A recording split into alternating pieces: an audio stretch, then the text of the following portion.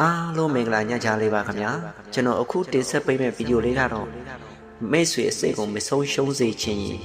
မေတ္တာနဲ့ဆက်ဆံပါကဲဗီဒီယိုလေးကိုအစဉ်သဖြင့်နားဆင်လို့ရပါပြီကိုယ်နဲ့ဆက်စားတဲ့လူတွေထဲမှာမိတ်ဆွေစစ်ပါရင်မိတ်ဆွေစစ်ကိုတန်ဖိုးထားပါမိတ်ဆွေစစ်ဆိုတာရွှေငွေထက်ရှားပါပါတယ်မိတ်ဆွေစစ်နဲ့တွေ့ရင်ထီပေါက်တာထက်ကကောင်းတယ်လို့မှတ်ပါမိတ်ဆွေစစ်ဆိုတာကိုယ်စီကဘာမျောလိချက်မှမထားပဲမြစ်တာစစ်နဲ့ကုညီနေတတ်တယ်အားပေးနေတတ်တယ်သွေးမတော်တားမဆပေမဲ့ကိုယ်အပေါ်မှာသွေးတော်တားဆလူထက်ရွှေမျိုးရေးထက်တောင်သူကပိုကောင်းနေတတ်သေးတယ်အဲ့ဒီလိုမိတ်ဆွေမျိုးကိုကိုယ့်ဘက်ကမြစ်တာစစ်နဲ့မဆက်ဆံရင်မေတ္တာအတုနဲ့ဆက်ဆံရင်မိတ်ဆွေစစ်ကိုဆုံးရှုံးရတတ်တယ်။ဒါကြောင့်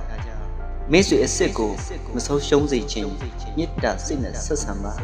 ။ဗီဒီယိုလေးကဒီလောက်ပါပဲ။မိတ်ဆွေစစ်ကိုမဆုံးရှုံးစေချင်မေတ္တာနဲ့ဆက်ဆံပါဆိုတဲ့ဗီဒီယိုလေးကိုဒီနေရာမှာပဲအဆုံးသတ်လိုက်ပါတယ်။ရှင်လန်းချမ်းမြေ့ကြပါစေ။